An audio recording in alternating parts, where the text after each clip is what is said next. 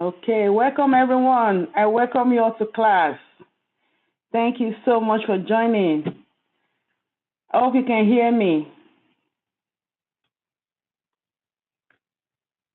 Yes, I can hear you. Okay, welcome. Yes.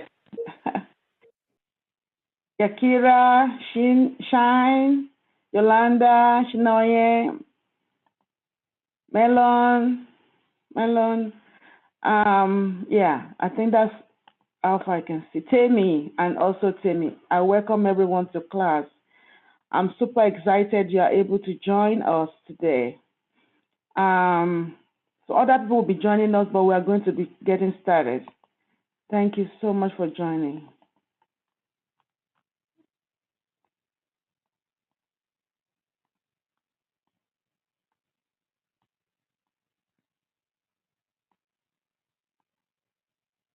So this class is the CAP class, a Cybersecurity Certified Authorization Professional class. It's for 8 weeks. So today is week 1. Our company is Top Group Technologies, and this is my phone number if you're trying to reach me for anything. We're going to start with logistics and administration. Then we're going to do our introduction. We'll do course overview and exam overview. We'll talk about the information security process and concept, and we'll discuss about what we're going to be learning in the class, which is risk management framework. The class hour is going to be from 10 to 12 in the morning on Saturdays for 8 weeks. If you have your mobile phone, you pretty much need to kind of mute it so you don't get distracted. We'll take some, breaks and some, restroom time and all that. And it's going to be instructional and it's going to be interactive. So there'll be times when I'll ask questions and I expect you to give me a response back, just to make sure that we are, interacting and it's not boring. My class will never be boring, that's for sure. And there'll be group exercises and group discussions. And so normally you have a group discussion every week and all that. We'll discuss that as we go. So it's very interactive. So you won't be left behind. If there's anything you have problems with, we'll resolve it before we move to the next class. And your questions are always welcome. If you want to have a question, you can just put it in the chat area and I will just go there and check your question, or you can just ask your question. That's okay. So a quick introduction. My name is Temi Akinwumi. I go by Prof. Temi. I'm CEO of Top Group Technologies, the IT company. The company has been for over 16 years now. I've been in tech for over 26 years, and I started off as a software engineer, then cybersecurity, and also leadership. I have my bachelor's degree in computer science from UDC in Washington, University of District of Columbia, and master in software engineering for University of Maryland, and also master in cybersecurity from University of Maryland. I'm working on my PhD right now. I have a very strong background with Army intelligence, and I work so much for a lot of Fortune 500 companies like Northrop, like SAIC, CSC, and all these Fortune 500 companies. I've supported them for many years. Pretty much work at the Pentagon for more than 15 years on projects that pretty much, if I tell you I have to kill you kind of projects. Yeah, I've done a lot of that. Been there and done that. So when you see me pushing you or doing stuff, it's from a lot of years of experience, and I kind of know where everything is going. So I try to push you towards the right direction, because when we started, we don't have mentors. It was really difficult, but by the grace of God, we're able to pull through. So you don't have to have all this IT background to do well in tech. You don't have to. Without all this IT background, you can do so well in tech. That's what I want you to know, okay? So you don't need all of this background. And I'm sure you've seen a lot of the testimonies from my students. It's online. I can give you links to them, and I think I share some on with you in the class as well. So you don't have to have tech. Provided you have a good mentor, somebody is guiding you and all of that, which I'm going to do for you. You can also be part of them. I'm also an Adjunct Professor at 3 universities right now. So you can reach me with this number. My phone number is on the front page, and you have my phone number and the email address here or the email address I used to send you, those forms to fill out. If you are not fill out your form, make sure you do that, and we can go from there. And also, if you have no more, make your deposit. Also, make sure you do that. I'll work with you on anything that you need to work on. So I thank you so much for joining. So just be prepared. If you have a passion, I know you have the passion and the energy, just keep the energy and the passion up. The rest will be history, okay? It's very important that you not just doing this because everybody is doing it. You are doing it because you want something out of it. So have that in front of you as your goal. What's your objective? What's your goal? Why are you in this class? Note that and focus on that. If you can, do that. We're going to finish this class in 2 months. By the time we finish this class, you can be landing your first job. And I'm not kidding. It is for real. The one of the most lucrative job out there is cybersecurity. And you know that. So I'm sure that's why you're here. So you know that. So just put on your energy in, and you will see what I'm saying. You can make 6 digits easily with this. So I will allow you all to introduce yourself, your name. What's your name, your professional experience? If you have any IT background, say. If you don't, that's okay, because I'm going to teach you from scratch. And you can we can just go from there. So we'll start with Jane. Jane, welcome. Can you please introduce yourself, your name, your professional experience, and why are you in the class? What's your objective? Hello everyone. My name is Janae. Personal experience. Right now it's dental. Front desk is a dental background right now. Professional goals. I definitely just want to expand, get into, where I fit into with the tech background, and just learn more information about that and how I can just apply myself to the lifestyle that I want, because that's important to me as well. Definitely happy to be here and nice to meet everyone. Nice to meet you, Jane. Thank you for joining. Temi, you are next. My namesake. Hi, everyone. Good morning. My name is Temi, and I think I have a little bit of that knowledge, and being here is one of the things that I really like, and it's things that I cannot let it go to. Because I believe in the world we have now, technology is very important, and everybody needs to protect their privacy, which is part of the reason why I'm trying to get involved in this cybersecurity. Okay, so you're welcome. Yeah, and we're going to do exactly that in this class. Welcome. Yakira, welcome. Can you introduce yourself, please? My name is Yakira Davis. I've been doing security work with my bachelor's degree in criminal justice, and my goal is to have a better lifestyle and a better career. Wow, nice. Thank you so much. Sheena Shine, can you introduce yourself? That's my previous student. Welcome back. Sheena, can you hear me? We can't hear you. Introduce yourself. Yeah, hello everyone. Good morning. My name is Olufemi. I did a Security Plus previous class, so I'm a test analyst. I also have my background in computer science. I'm BS in computer science, and so the DS. I have experience in software testing. I'm looking to take the further. That's one reason why I'm in this class. Thank you, Sheena. Sheena is my Femi. Sheena, he has both names. So, yeah, it's my previous student from the Security Plus class. He's also a tech. He's already in tech, but he did the Security Plus, and now he's taking this class. and I've known him for a while now. So, like I always say, Security Plus is very important, and most of you are already registered for that. We're going to be having that class at 2 to 4. Make sure you also do Security Plus. It's very important. And that's the background. That's the gateway to tech. You need to have it. If you don't have IT background, even for him, they already have IT background. He still took Security Plus. And it's very, very, very, very important. I can never say that enough. And some of you here already have your Security Plus, so you know what I'm saying. So it's very important. I hope to see a lot of you in that class later on.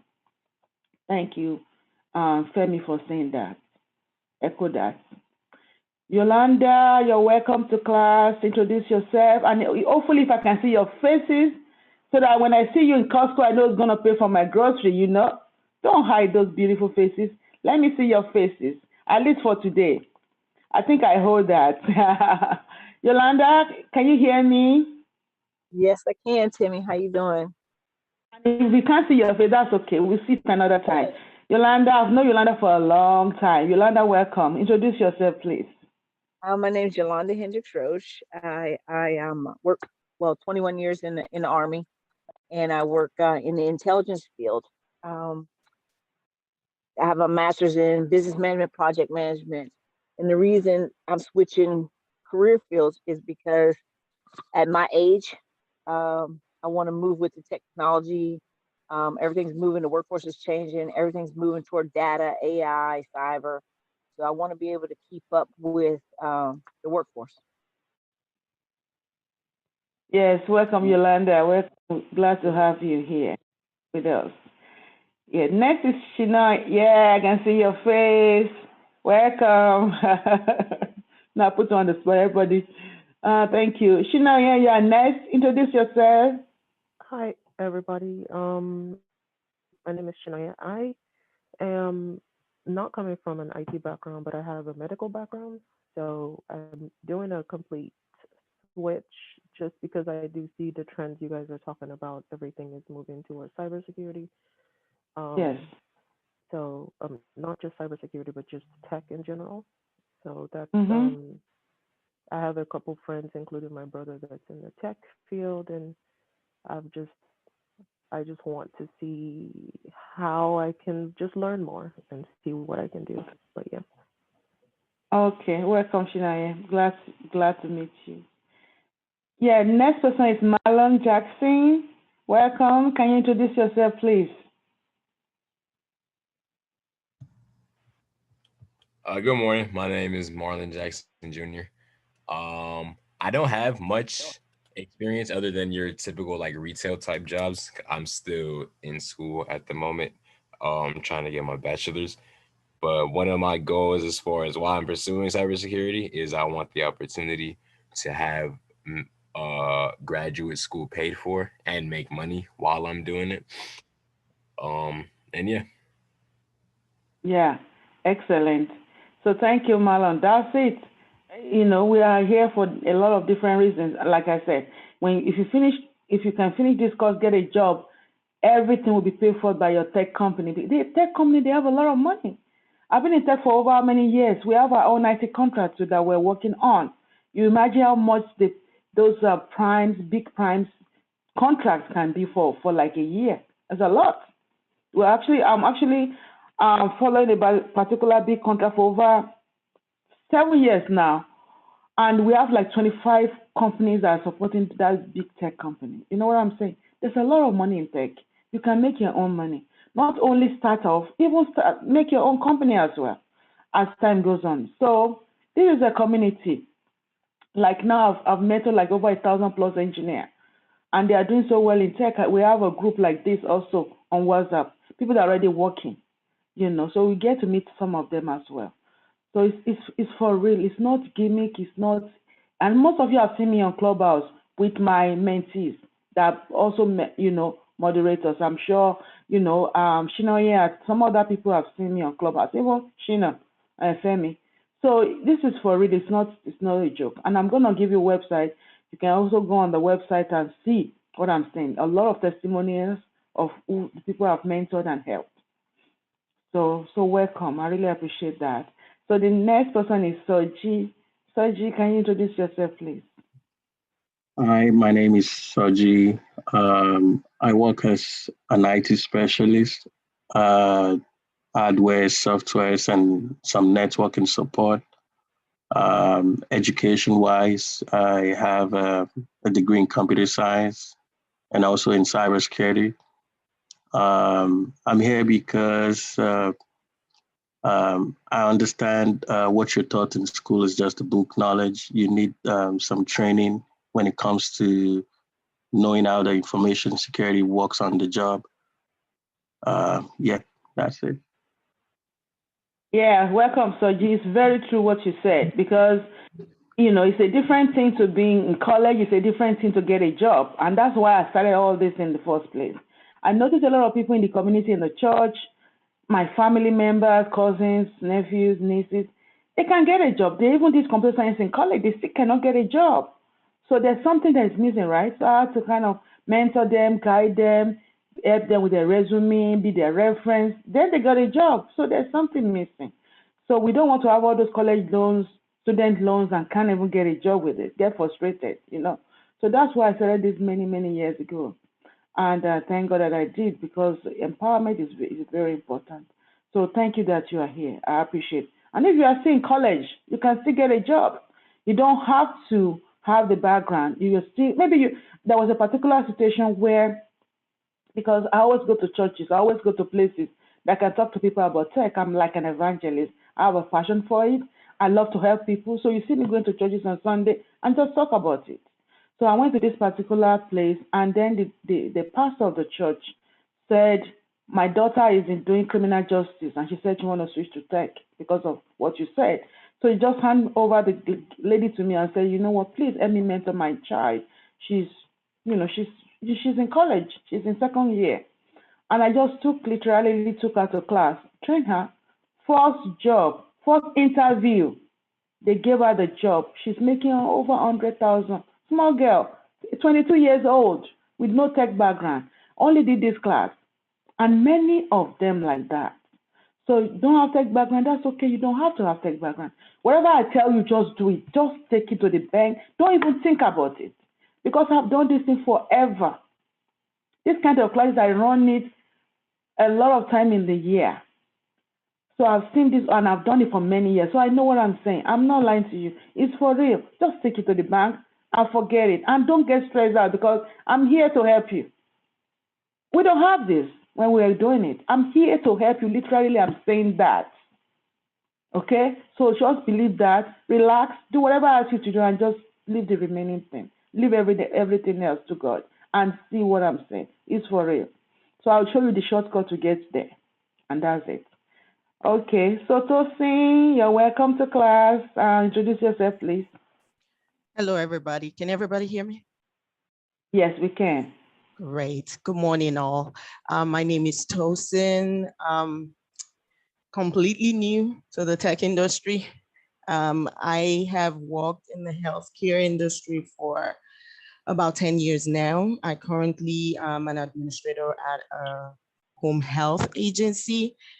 My main motivation for wanting to switch career is the income.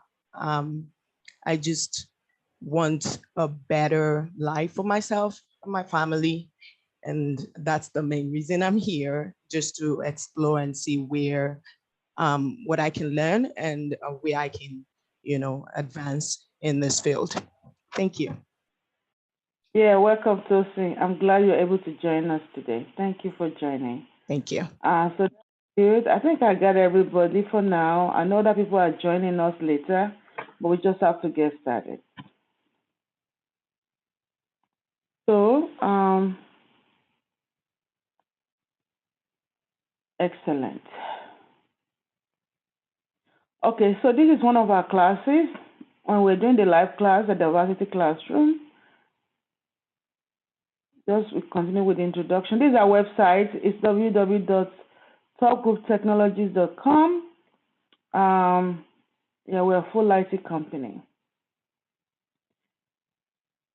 Just by reason of introduction, these are some of the awards we've gotten from United Nations Award to U.S. Congress, U.S. Senate. Actually, I got award from 4 senators, one of them, and there's other ones. I can't even add all of them here. For what I do, which is this. Maryland General Assembly, this one. State of Maryland Governor, this one. Charles County Commissioners, this is Commissioners, Charles County Commissioner for Women, this one. So there's so many awards, I can't put them all here, but these are some of them. Last year, I also got an award from Cybersecurity Association of Maryland, and as a Diversity Trailblazer of the Year, Diversity Award from Excellence. So these are the awards I got from last year. So I've been doing this for a while. So these are some other courses that we have. This one of our flyers. We have business analysis, office support, SQL Server, Azure, data, AWS, cloud, CompTIA, network security, cyber, this one, Cisco program, Linux, Oracle, and so on and so forth.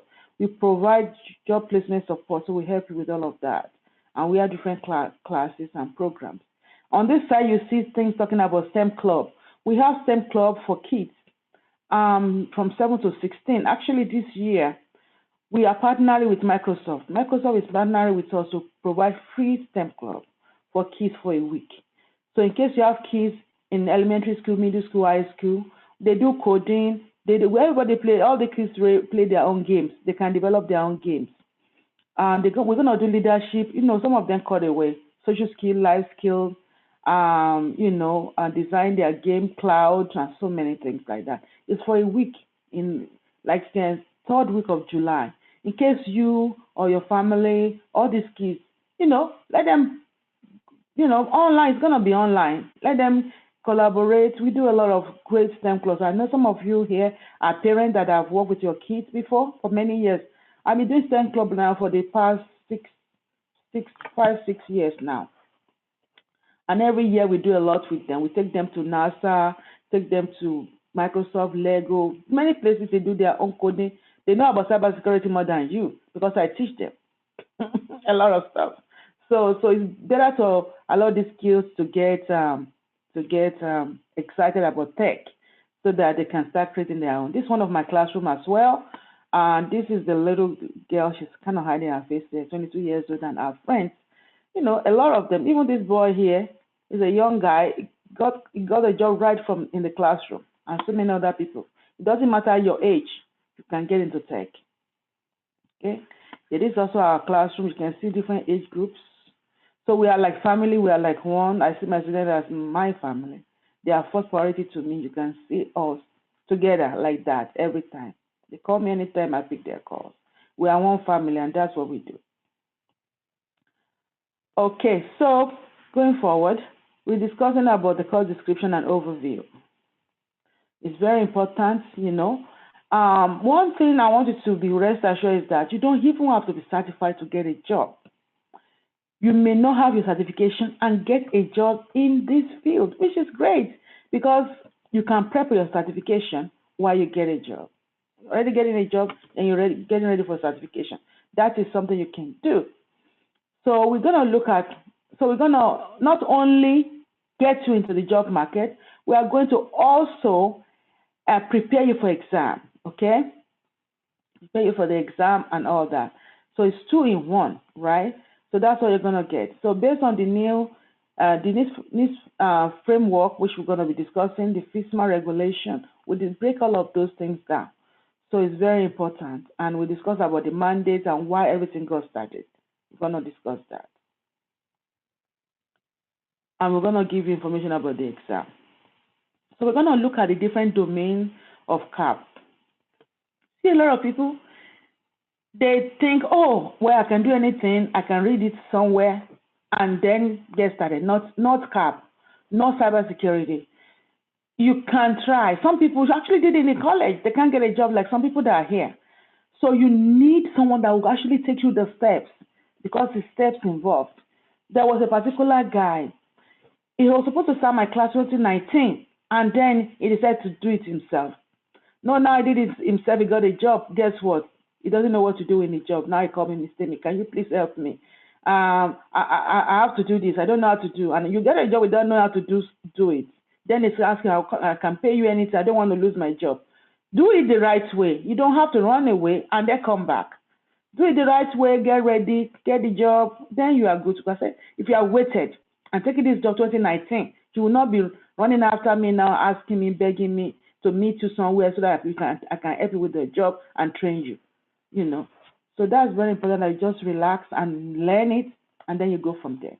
So we're going to look at what is called the risk management framework. How do you make sure that this system is not at risk? For example, if you have, like, we support not only the government, because when people talk about cybersecurity, they think, oh, the government. No, it's not only the government agencies. It's great that we can support government agencies, but as well, we're going to be supporting hospitals. We're going to be supporting manufacturing companies. We're going to be supporting banks, financial institutions. They use this framework everywhere.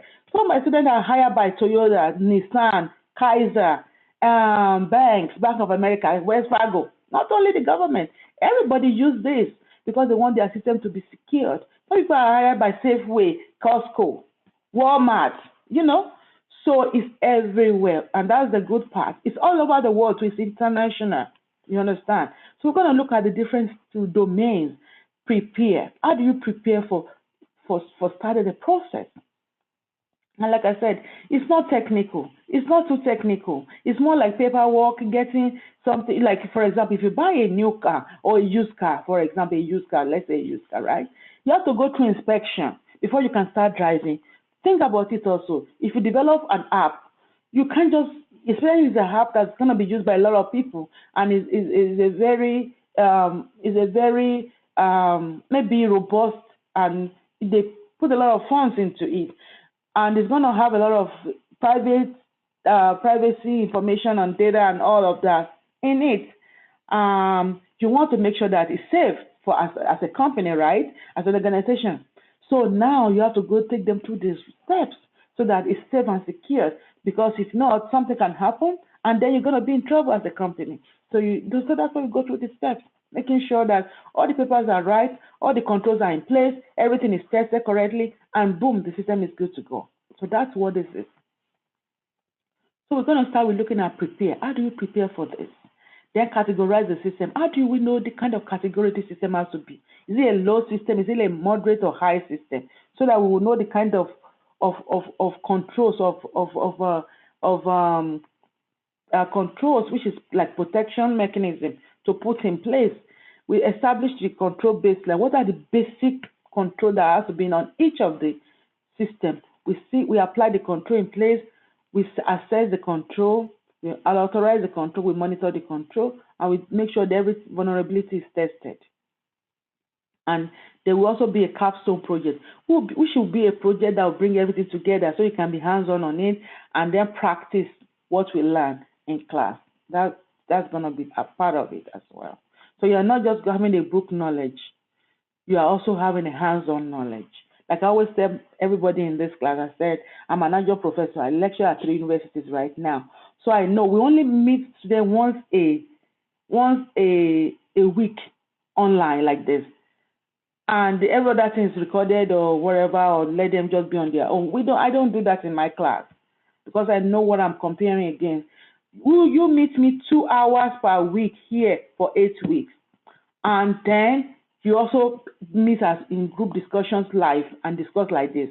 So you will get everything. So be rest assured.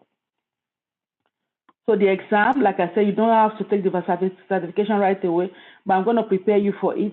I'll send this slide to you all after the class so you can look at it while you prepare for the certification. It's 125 multiple choice question that you pretty much can close your eyes and pick one. I hope you don't do that. I'm just kidding. It's for 3 hours, and you have to get a 70% out of it. All my students have passed the exams. I prep them for it, and I give them the past questions for it as well. So that's the overview. We're going to look at information security process and concept. So you can see how everything got started. We talk about arms of government. We see the Constitution, legislative, the executive, the judiciary. You see the Congress, the House of Senate, House of Rep. the President and Vice President, Judiciary, the Supreme Court, everybody coming together and discussing how do we make cyber more safer? How do you make the cyberspace safer for organizations, for agencies, and all that? That's how everything got started. So you see all the executive coming together. So they start discussing with the Office of Management and Budget and NIST, National Institute of Standards and Technologies. They all came together with the executive and then discussed with the Department of Transportation, the Department of Labor, Homeland Security, Commerce, all came together under the IT budget, OMB 8-130 Appendix 3, discussing how do we make the cyberspace more secure. And I'm going to send you all of these notes after the class. The reason why I don't send it early is because I'm not sure who and who's going to be in class. Some people join first day, some people join later. I have like almost 5 or more people that are not going to be here today, but will be joining us next week. So so normally what I do now, I'll get all your emails so that I will now know how to compile the email and send to class. So while I'm talking, if you can please do me a favor, if you can go on our group, on the group chat on WhatsApp and just say I'm in class, and then put your name and email on there for me, please. So just say, go to the group chat and say I'm in class. I'm in class, and then put your name and your email address. So when I finish this, I'll be able to send all the slides to everybody, and then we can go from there. And as our people are coming, we'll add them onto the group slide, into the group, so that we'll go from there. Please, if you can do that, I really appreciate it. So looking at the Appendix 3, the OMB Circular number 8-130. So what is in it? Why do we have it? So we're going to break that down. So we have that, and the purpose is to establish a minimum set of controls to be included in the Federal Automated Information Security Program. So we look at minimum set of controls. These are the basic set of guidelines, the basic set of control to put on a system. What do I mean by controls? For example, if I build an app, most of you use apps in your day-to-day life. When you try to log on to an app, when I try to log on to an app 3 times, what happens to it? What happens to the app? What will happen? You try to log on 3 times and you cannot get in. What will now happen to you, to your account? Somebody talk to me. Get logged. That's a control. That is a control. You are controlling against security breach. Because somebody is trying to log onto your account before 3 times and they cannot log in, and you did not lock them, that's a finding. You would think it's automatic, right? It's not. It has to be built into the system. You understand? Because I started as a software engineer, right? So sometimes in the olden days, before the advent of cybersecurity, some app you can just log in 1,000,000 times, it will not lock yours because there was nothing like all these cyber threats. But when this started and they asked us to start putting RMF in place, then we have to build it so that when you log in 3 times, it automatically lock you out. So that's a control there. So there are some minimum set of controls that every application must have. Okay, and we'll discuss that as well. So that's why. And also assign federal agencies responsibility for the security of automated information system. So they give all different agencies different responsibility. And also link this agency automated information system program. So they make sure they link programs together with agencies. Because some of the time, you see all these governmental agencies, everybody doing their own thing. They don't talk together, they don't work together, all the systems. So they want to make sure everything's synced. So that's when they automate all of this and link all of these agencies together. So you will see me discussing a lot about some definitions, some simple definitions, but I want to also kind of define them here. We have, you see me talking about applications. You see, what is an application? Application means the use of information resources, information and information technology to satisfy a specific set of user requirements. So application also means app. When you see people talking about app, it's application. It's like when you develop a system, a website, that's like an app. You use it to do something for a particular purpose. So that means the use of information resources, information technology to satisfy a specific set of user requirement. So that means the user came to you and asked you, okay, I have a requirement. Can you please take this requirement and develop for me a robust system, something that I can use for this purpose? That's an app, okay? Then you see us talking about general support of system. General support system, what does that mean? So that means an interconnected set of information resources under the same direct management controls that share common functionalities. So that means when you have some systems that share common functionalities, then there are general support systems. They normally include things like hardware. You can touch and feel your hardware, like your computer itself. Those are the hardware. The software that is inside your system, like your Microsoft Word, Excel, and all of those, they are software, right? You can touch them, but you use them in the system. We have information and data, applications, communication, and people. All of these things make our system. So when you see me talking about system, I'm not just talking about the computer itself. No, I'm talking about the hardware, the software, information, data, application. I'm talking about communication. I'm talking about people, resources, the building. So this is the system. So when you see me talk about system, it's all inclusive, okay? And you see I'm talking about information and data.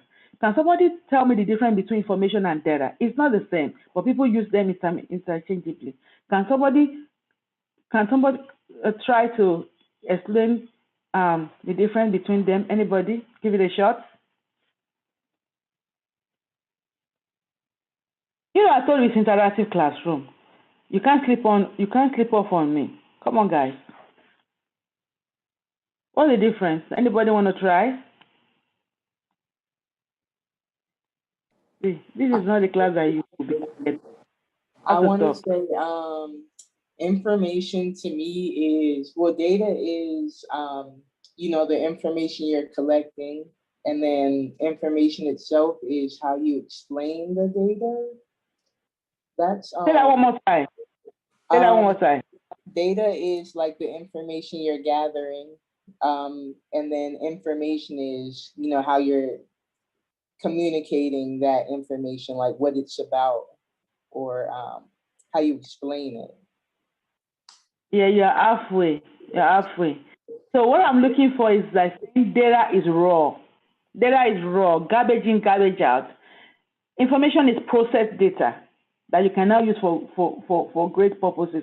For example, if I have the names of everybody in this class, I have Jane, Shinoye, Shino, Malone, Yolanda, Temi, Shoji, everybody, Tosin, everybody's name, right? Yeah, Yakira. I have everybody's name. So what? If I put it anywhere, so what? We don't know what this is. Even if I put the class information, even my name, it's useless. They don't know what to do with it. But when I start adding your social security number, your email address, your everything, right? Your last name, then it's become information because it's now processed. Somebody can take it and use it. You understand? Because now it can be used. It has more details. It's in context. No, it's no more in isolation. So data is more like the process information. So any information you take and you add more stuff to it and make it good, process it, then become information. You understand? So that's the difference. But that's okay. I add more to my classes, make it rich and something that you can take away. So because of my background, so many areas, you see me adding a lot. You hear a lot from me. Not only cybersecurity, but things that will also help you in those areas, in other areas like data, like project management, different things like that. So you've come to the right place. So we also talk about major application. What is major application? It means application that requires special attention to security due to the risk and magnitude of harm resulting from the loss, misuse, or unauthorized access or modification. So from application, if somebody gets unauthorized access to it, if there's a loss or a misuse of it or modification of it, there's a problem. So when you have that, there's a major application. Like think about it. The app that are used at the Pentagon, the one that is used at the White House, the one that are using all those, big organizations, national critical, organizations, critical national support organizations and stuff like that. Those are major applications, you understand? Like the one I told you, I can't tell you about. If I tell you I have to kill you, those are major applications as well, So we have things like that. So you see me talking about major applications, general support, and stuff like that. That's where it's coming from. So you see a lot of discussion about overview in this class today, just to get you, to baptize you and get you immersed into the, welcome into the life of cyber. It's very fun. It's very wonderful. It's something you will enjoy, but I wanted to just have an easy way of getting into it. So information security, process and concept. We're going to be looking at things like risk-based IT system. We're going to be looking at definition like terms like threat. What is threat? Vulnerability, risk assessment, risk management. We're going to be looking at basic requirements like system risk, potential impact, security controls, data classification. We're going to break all of these things down. This is just a cover page for the next slides you're going to be seeing. Adequate security, system development lifecycle, risk management, standard and regulation, roles and responsibility. All these terms are important terms that you will see as we go into this cybersecurity. So let's start with the basic InfoSec process and concept. You see also people talking about InfoSec. What is InfoSec? Information security. That's all. And all that mean is it means a cybersecurity, information security, information assurance. All of those mean cybersecurity. So you see basic terms like assets. What is an asset? Asset means people, property, and information. An asset is what we are trying to protect. Anything that you're trying to protect is an asset. So your computer, your people that work for you in your organization, your employee, yourself, your building, your network, everything is an asset. People, property, information. Threat. What is a threat? Anything that can exploit a vulnerability intentionally, accidentally, to obtain damage or destroy an asset. So a threat is what we are trying to protect against. So you have an asset, and then there's a threat. You're trying to protect yourself against threats. So a threat can be like a malware, can be like a virus, can be like hackers trying to hack your system. Think about it. In this world, we have pandemic. The pandemic is a threat because we're trying to protect ourselves from the virus. Coronavirus, COVID-19 is a pandemic, is a threat because we are the asset. We are trying to protect ourselves against what? Against the threat. And the threat is what we're trying to protect ourselves against. So coronavirus, for example, is a threat. You see me using a lot of real life scenarios so that you can kind of blend with what I'm saying. Make it easy to understand. Vulnerability. Vulnerability is weakness or gap in security program that can be exploited by threats to gain unauthorized access to an asset. So vulnerability is a weakness or gap in protection efforts. So vulnerability is a weakness. So you are vulnerable when you have a weakness and gap in protection. For example, I'm not preaching that you should take vaccine, but I'm just going to use that as an example.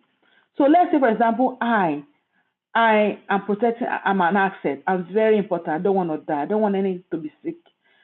So now I decided to take the vaccine. A vulnerability is a weakness because if I don't take it, I believe that there's a weakness and a gap in my protection efforts against coronavirus, which is a threat. So now I took the vaccine, so I'm no more vulnerable, and then if the threat even comes, I will not be sick. You understand what I'm saying? So asset is what you are trying to protect. Vulnerability is a weakness or gap in your protection efforts. If you don't have antivirus on your system, if you don't have all your system set up, you don't have firewall on your system, then the threat can actually get into your system. And if you have vulnerability, also can be weak password. If your password means your dog's name, your cat's name, it's not strong password, then the threat can actually exploit your vulnerability. You understand what I'm saying? So what is likelihood? Likelihood is the probability that a potential vulnerability may be exploited within the construct of the associated threat environment. So it's possible. It's likely that the vulnerability, that because you are vulnerable, the threat will exploit you. But it's possible that they won't. So likelihood is probability that the threat will actually exploit that vulnerability. It's likely. It's possible, but we are not sure. It's just like maybe, maybe not. So that's what we're discussing when we talk about likelihood. What is risk? Risk is the potential of loss, damage, or destruction of assets as a result of a threat exploiting a vulnerability. So when you have your assets, your threat, and vulnerability, when they all meet together, then you can have risk, because now you are vulnerable and your asset is, so now you have your asset and then the asset is vulnerable and the threat is coming. It's not protected. Then there's risk. Okay, so risk is vulnerability, asset, and threats all together. So let me break that down further. So you can see here, you have, when you have your asset by itself, you have low risk. When you have vulnerability by itself, you have no risk, low risk. When you have threat by itself, you have low risk. But the moment the two of them, when they meet, it's medium risk too, only two. But when everything comes together, you have an asset, the asset is vulnerable, and there's a threat. Guess what? You have high risk. So what do you do to protect yourself from this high risk? So we're going to see that. So this is an example of how a network will look like in real life. This is an example of a network. So when you see something like this, you see something like the firewall, you see the internet, you see some of the server, the web server, database server, the IP address, switches, router, and all of those good stuff, right? We talk about this in Security Plus. So that's why you need to take the Security Plus class, because some technical things that you need to know, because now when you get it, you're making 100,000 per year, and then they start discussing some things that they think, and you're going to be meeting people that have been in tech forever. So you don't want to look like you don't know. You are lost. It's not a good feeling. That's why it's good to do Security Plus, because then you will be ready. Don't want you to be unready. So we'll take that 2 to 4. And this is how server room will look like, right? Yeah, this is how server room will look like. Just show you examples. So also, going back to our basic terms, we also discussed about impact. What is the impact? The magnitude of harm that can be expected to result from the consequence of unauthorized disclosure, modification, destruction of information, or the loss of information or system availability. So for example, there can be very strong impact based on, maybe there's a data breach, for example.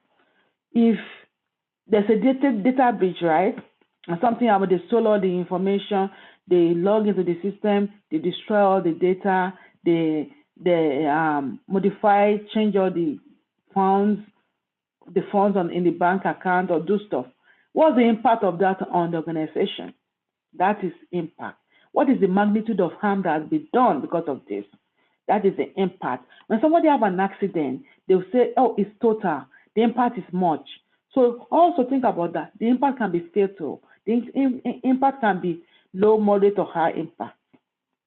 When the impact is high, they say it's very catastrophic. Somebody died. If it's moderate impact, low impact. So you see me discussing that also in the class. Okay.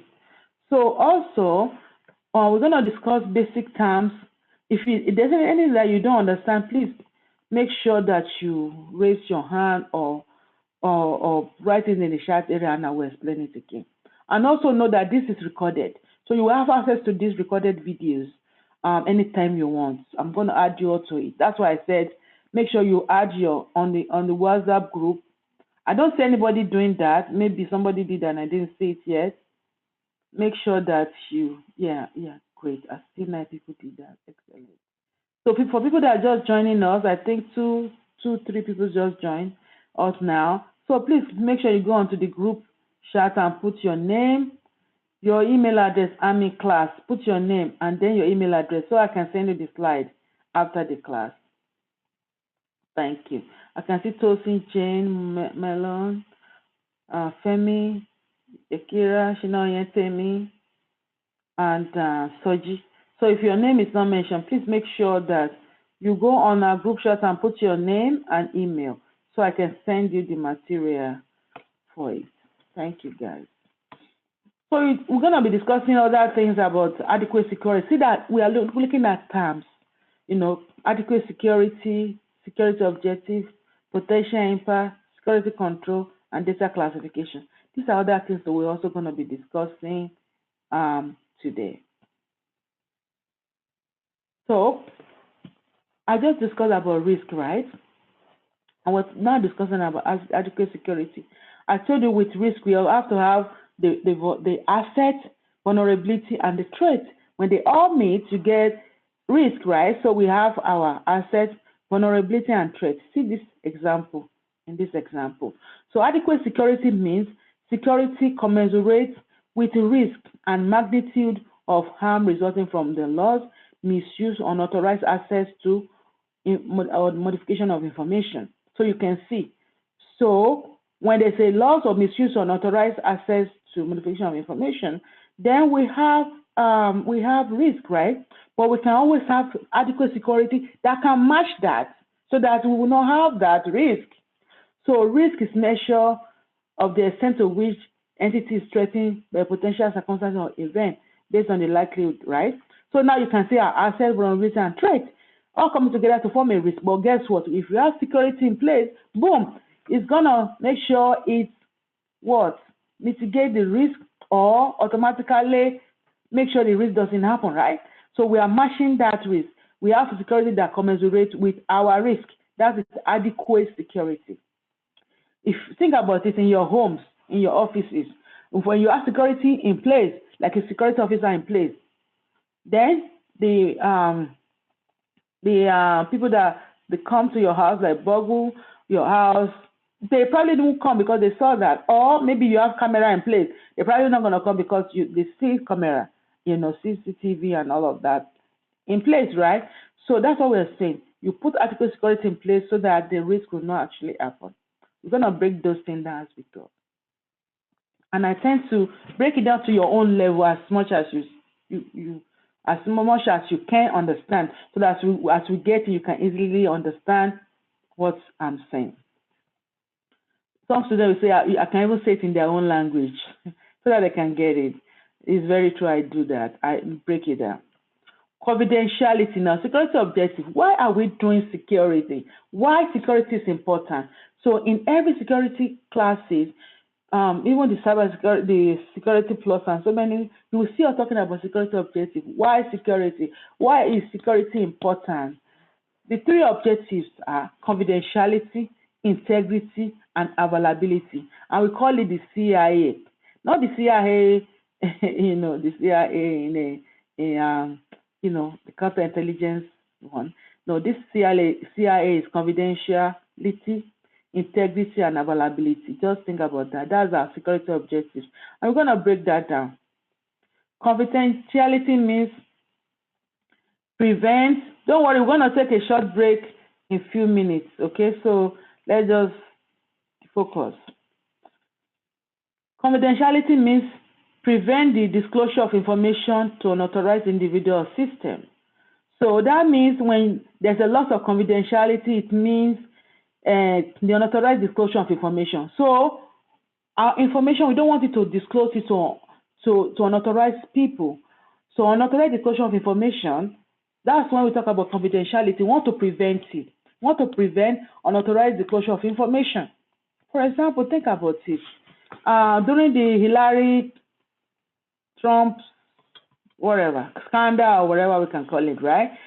there was unauthorized disclosure of information, they said, and the server got exposed, something happened, and she lost the election because there's too much going on. Because of that, they believe, she shouldn't have done that and stuff. Confidential information should be kept confidential. Don't expose it to unauthorized people. Unauthorized disclosure of information, when there's a loss of it, then we have lost confidentiality. You don't want to lose information that are very important to us. You can see before the advent of cybersecurity, you see people in the workplaces, some of you that work in the offices, right? On some file, they put confidential. So that means you don't allow third party, people that are not supposed to be seeing that files to see it. You're probably going to see those kind of files only on the doctor's table or only on the boss table or something like that. So that's confidentiality. Then we also talk about integrity. What is integrity? Preventing the unauthorized modification of or destruction of information. So that means you don't want somebody to come into your organization and get access to your organization and authorize and modify, make changes and destroy it, because that's fraud. So some people, they cover up for fraud because as soon as they commit fraud, they put fire on the building or they do something to the data, they destroy something. So preventing unauthorized modification or destruction of information. When we talk about integrity, we're talking about fraud, making sure we prevent fraud. So when there's a loss of integrity, is the unauthorized modification of information. For example, your bank account, somebody went in there and changed all the zeros. Maybe you have $20,000, they change it to $20. They modify it, they change it, the zeros.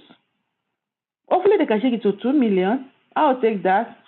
But you don't do that in America, you go to jail. But you know what I mean. So changing data, modifying something that you're not supposed to be doing, and you can't really trust those kind of information anymore. That's integrity. It has lost its integrity. We don't know. We don't know what was there before. You understand? Availability. Ensure timely and reliable access and use of information. So make sure there's a timely and reliable access. Your internet, if it's not on, we can't run this class. So internet must be available and be on time too, because if internet is not available right now, it's available in 2 hours. We finish class. So it has to be reliable. It has to be timely. Availability means something has to be available. So loss of availability is the destruction of access to or use of information or information system. If I'm trying to use a system, if I go to the ATM machine on Christmas Day and I'm trying to get money, I don't have any money, I have to cook, I have to do something, I have to buy stuff, and they say it's not available. ATM is not available, come back tomorrow, it's too late. I need it now and I need to be there. So that availability is very important. Think about it. If I call 911, I say 911, 911 say 911 is down, please call back tomorrow. Somebody is dying. I need to be able to access 911. See? So it's very important. It depends on what time, why, what scenario. So you always see confidentiality is important, integrity is important, availability is also important. So it's called CIA. You understand? So I'm going to be sharing with you more examples about that. And why is it important? Because it can be low, moderate, or high. Sometimes, depending on what scenario, depending on what organizations, you will see more of that as we go. So now, potential impact. There are 3 levels of impact. Should there be a data breach, a breach to security, a loss of CIA? So that means if we lost our confidentiality, if we lost our integrity, and we've lost our availability, there are 3 impact levels. It can be a low impact. What is a low impact level? It means event has a limited adverse effect on organizational operation, assets, or individual. It's minor harm to individual. So that means if I lost my confidentiality to the system, integrity of the system, availability of the system, it doesn't affect anything. It's a limited adverse effect on my organization. It doesn't affect my organization. I don't really care. It doesn't affect my assets. It's not affecting any individual. Nobody is dying or harmed or anything. So it's minor. You know? So that means it's minor. For example, I'll give you a couple of examples. Moderate, when they say impact is moderate, that means the event has a serious adverse effect.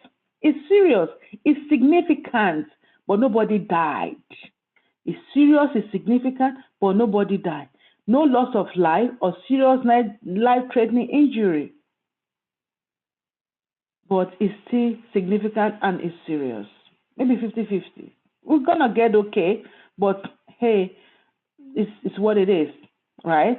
Then we talk about I. Events have a severe, catastrophic adverse effect on the organizational assets, operational individual. That means it's a major. So that means there's a loss of life or serious life-threatening injury.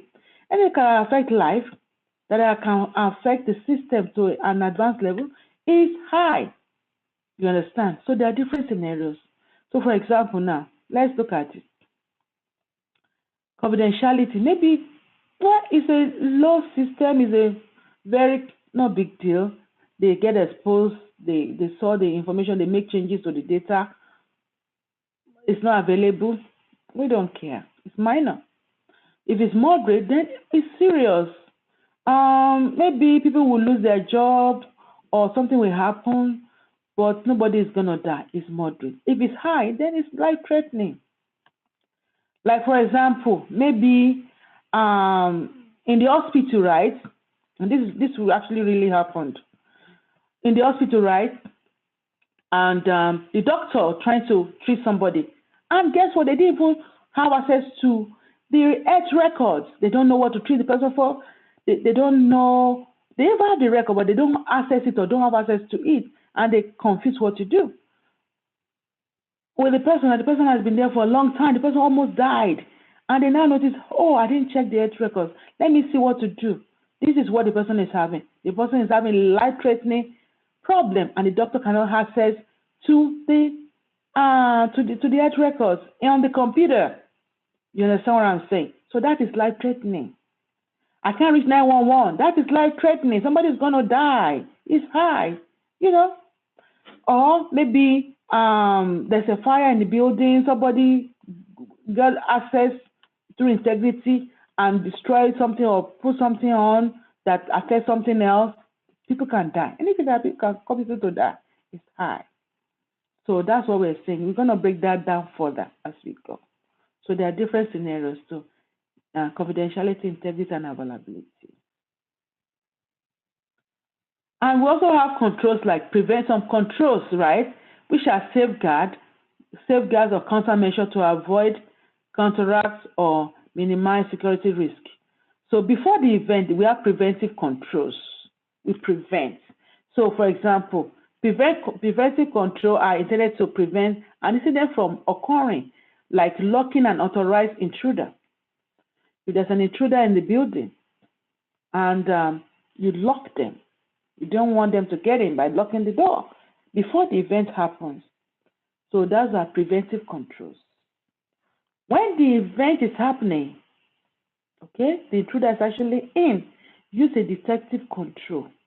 They intend to identify and characterize an incident in progress.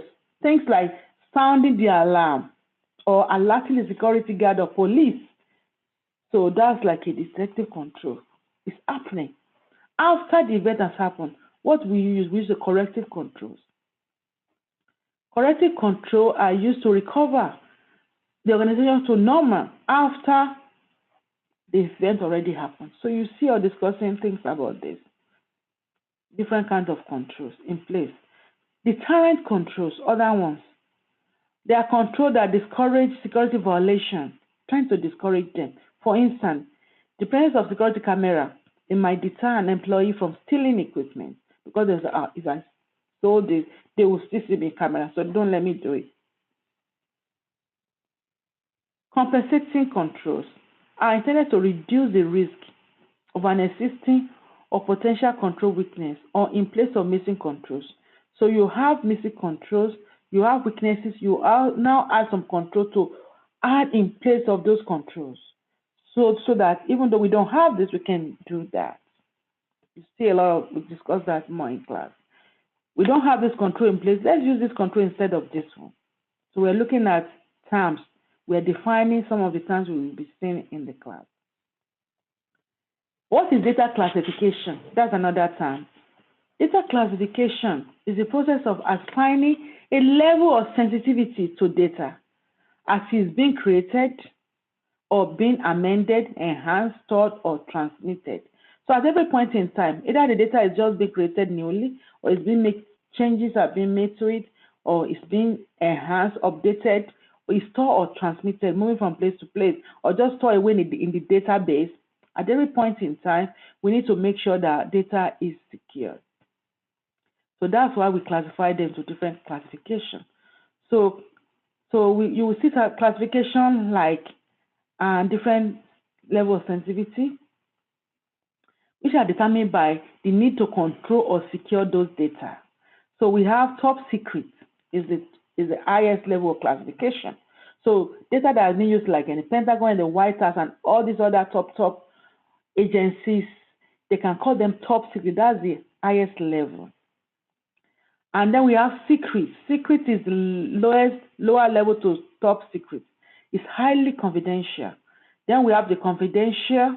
Then we have the internal use only, and we have the public. Public is available to everybody. So it goes up like that. And when you have top secret, also you have something we call SCI, or something that can keep in a script. It's like a compartment area that's even more secure than secret, but still under secret. So we'll talk more about such things as we go. We don't have 10 minutes, but let's take 5 minutes break, then we'll come back. And I think before we go on break anyway, we take a short break. Is anyone just joining us that want to introduce themselves? So we can get to meet you. All of us will just introduce ourselves. Who is on iPhone? And I think I saw somebody Momo or something like that. Anybody? Yeah, the thing is that we need to introduce ourselves so that I'll be able to send the information to us after the class. Everybody is free to come to first day of class, but if you don't have your information, you can't come to next week. You know that. So if you don't want to introduce yourself, just enjoy the first day of class. That's okay with me. So thank you for joining. And also, if you have friends, family members that you want them to join next week, they can still join. I can still take people to the second or third week. After third week, the door will be closed, so they can still join us. So tell them about the class. Is very important if you can, because don't enjoy this wonderful program by yourself. It's a lot of great resources that you're gonna be gaining from the class. So call your cousin, your nephew, your niece, your mom, your dad. Adults can do it too. Your kids that are just sitting at home not doing anything, call them. You know, let them come to class instead of wasting time not doing anything productive. Okay, let's take a 5 minutes break, or 5 minutes is okay, and then we'll come back. Thank you, guys. Take a short break. Stretch your legs, take tea, go to the bathroom, and then we'll come back. Thank you.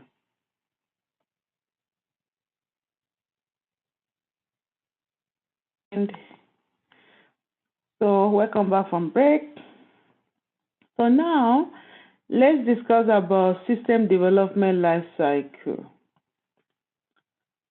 So typically we have 5 phases with a minimum set of security tasks we needed to be provided at each phase and what needs to be done at each phase. So when you want to start an app, you want to develop an app or work on a project, there's always something called initiation. So that means if a customer will come to you and tell you, Yakira, can you please develop for me, can your company develop for me an app? Maybe, for example, your luck is Costco. Costco came to you and said, can you develop for me an app that we can use for my HR, for our staff? So that means they're going to be using it for payroll stuff and onboarding, offboarding, and all that. So when you meet somebody at Costco, what do? That initiation. They have to let you know the need and purpose of that application, right? So that's something we call need and purpose.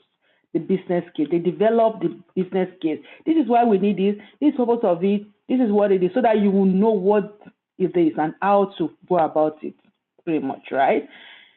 And then we have something called development and acquisition. So in that phase, it's either we design a new application or we purchase one that's already on the shelf. Maybe a company already made it. They are selling it. We just buy it and then customize it for the customer and develop.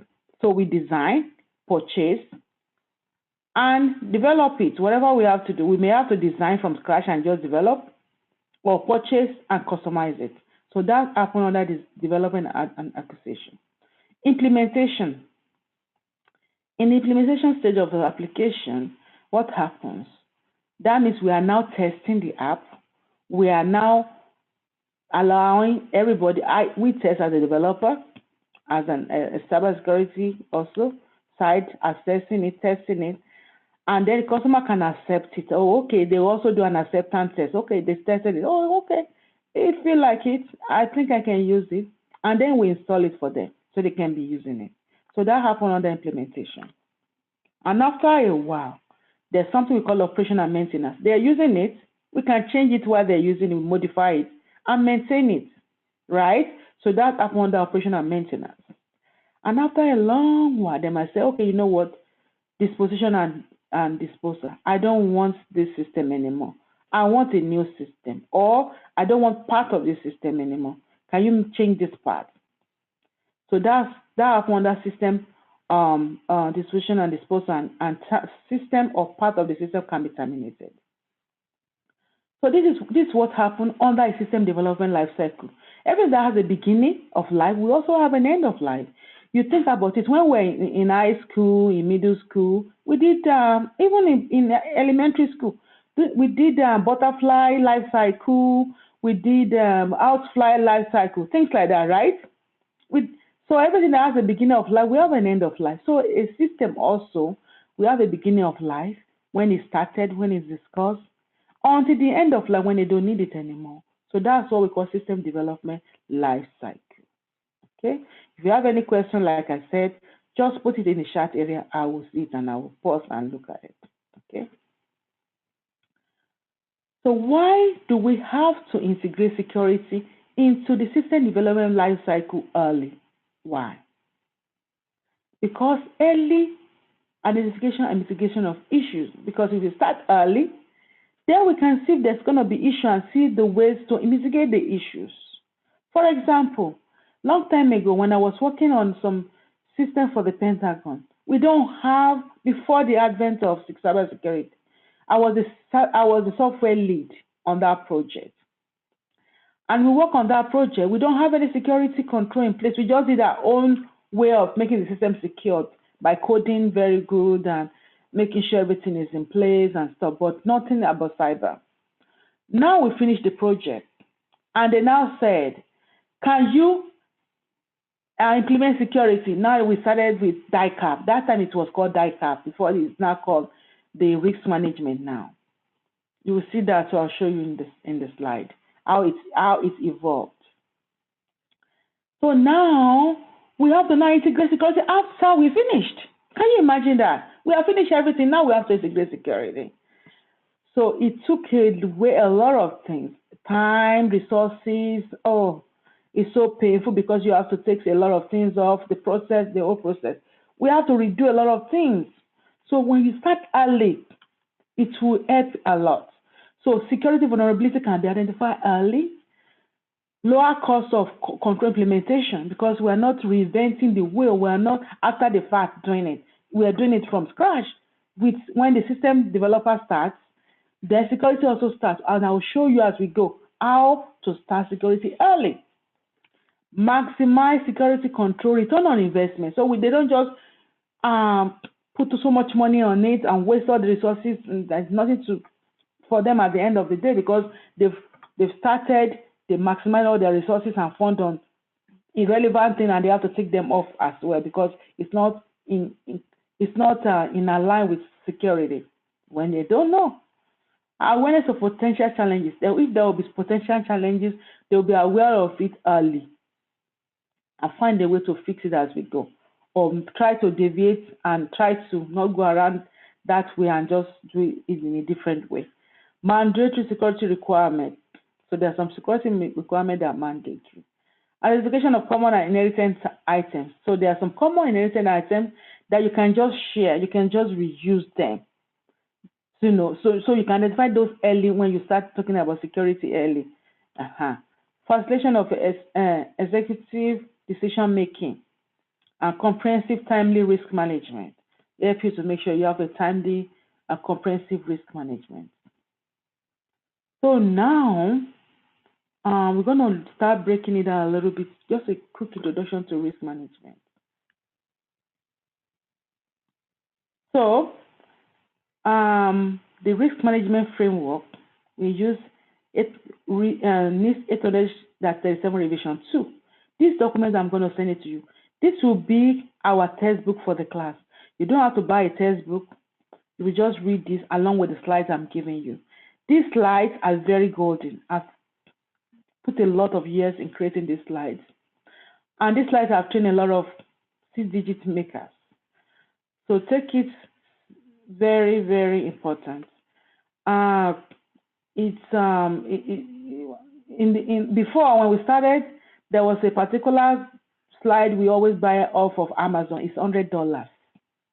My student told me, Temi, you know what? We don't need to buy this slide because your slide is even better than this slide. And I bought it myself. When I look at it, I said, there's nothing in this slide. My slide is better than this slide. So we don't have to buy them. So you can save your $100 and just use the slides that I'm having. And you can also read this book. That's all you need for the class. And we can go from there. If there's any other notes you need, I will give you those things. So you don't have to buy. And my slide is actually made into an ebook now that will be available online. But you don't have to pay for it. So just enjoy the slide. So the risk management based characteristics promote near real-time risk management and ongoing authorization using robust continuous monitoring process. Okay, the use of automated support tools for decision making. So these are the reasons why we do the risk management framework. It helps us to integrate security with enterprise architecture and system development lifecycle.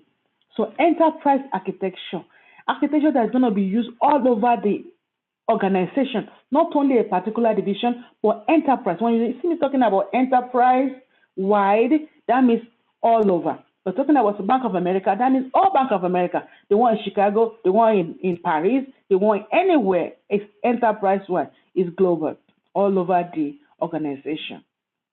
So we can integrate security all over, that particular agency organization. It helps to do that. It also provides equal emphasis on phases of RMF.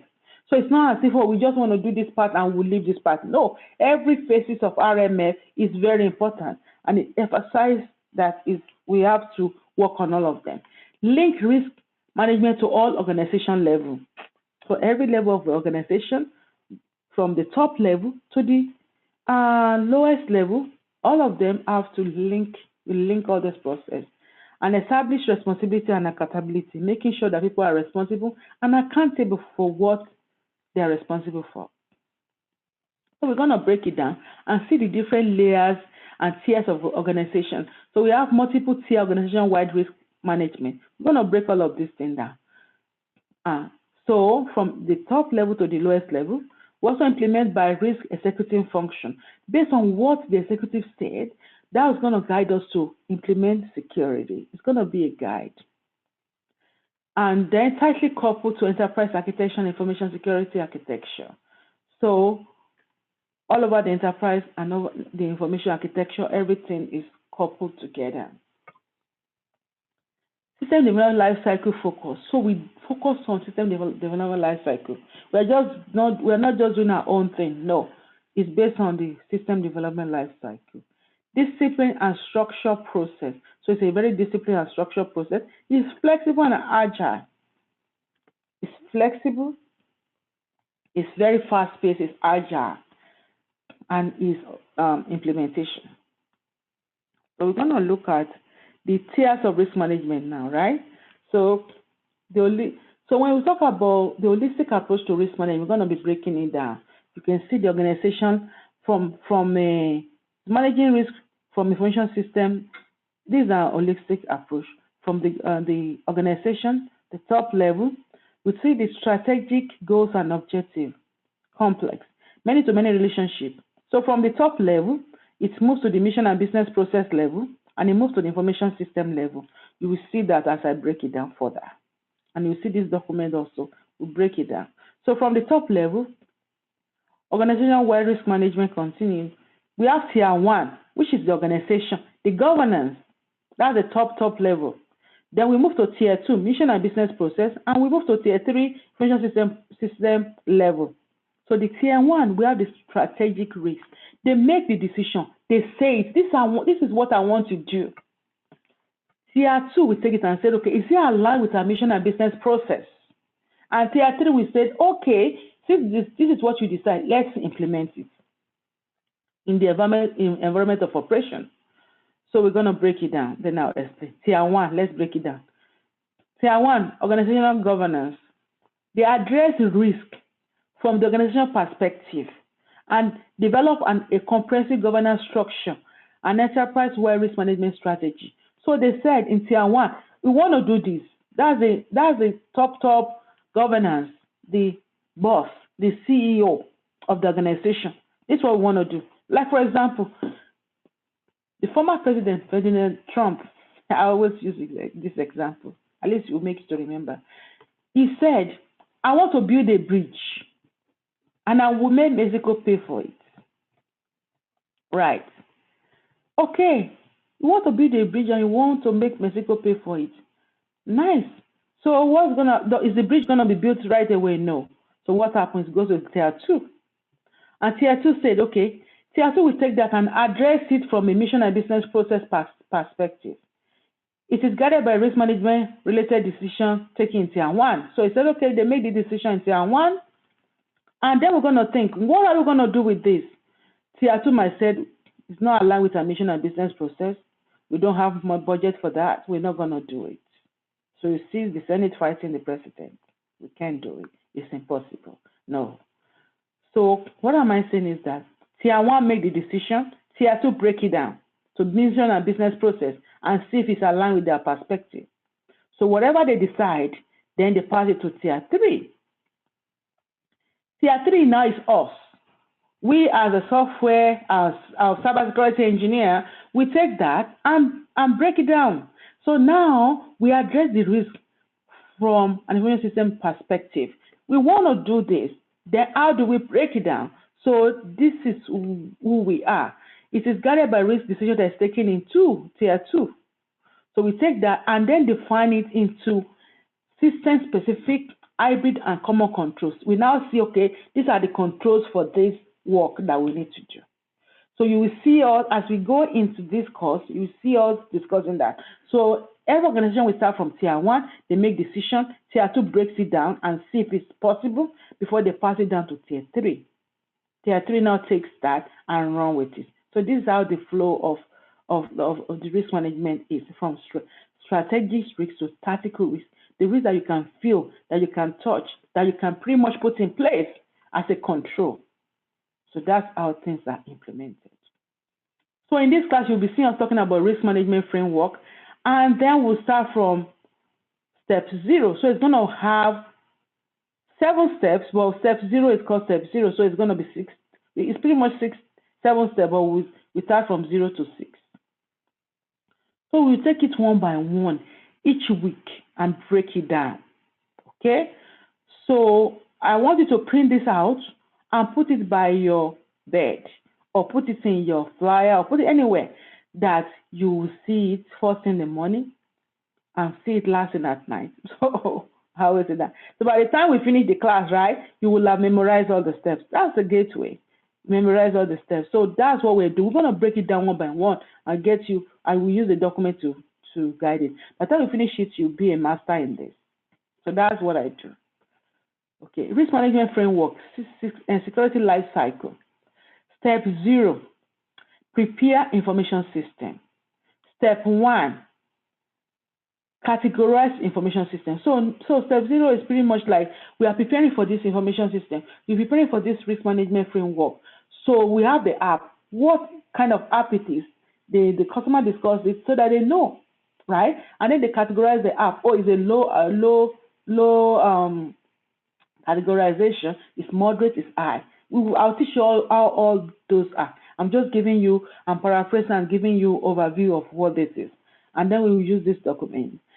Then when we decide what kind of categorization the system is going to be, low, moderate, or high, automatically there are controls assigned based on the categorization. Then those controls are selected based on the categorization. And these are the documents that we're going to be looking at to guide us. So after the selecting controls, then we move to implementation, making sure that, so implementation pretty much means we are putting it in documents so that the developers can use it to develop a good, robust, and secure system. Then after that, it's going to be assessed. That means it's going to be tested. It's going to scan the network. They're going to look at all the controls, making sure they are in place correctly, right? The assessor will do that. From there, if everything goes smoothly, we track all the changes, we write it down, and then we move it to an authorizing official. So we present our case and say, okay, we have done all of these things. Can you please look at it? So they look at it and give us an authorization for 3 years, or they can give us in term of authorization where we fix some things. And after we get approval, then we are live. We are live from there. We can start using the system. But then there will be monitoring, making sure that the developers' modification, when they are modifying things, making changes, it's not going to affect us to throw us out of compliance. So there's going to be continuous monitoring. You understand? So it's a life cycle. So we're going to be breaking this down and go from there. So next week, we're going to start talking about prepare and categorization.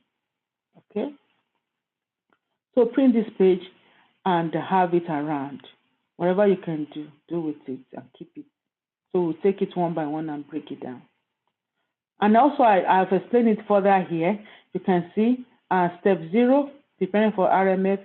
Step 1, categorize the information system. Step 2, select the control, the basic baseline. Tailor the controls, right? Step 3, security control, implement the controls. Step 4, assess the control, authorize the control, and monitoring the control. I broke it down here as well. Okay? So these are how things have evolved from what is called TSCAP 1997 all the way. I still use the DICAP when we were doing it. And then it has all the way evolved to now 837. This is what we're using now. Prepare. Prepare is like 2 years old or a year old, like 2 years. It used to be categorized. So you see some system, some documents, some slide or some diagrams it started from categorized.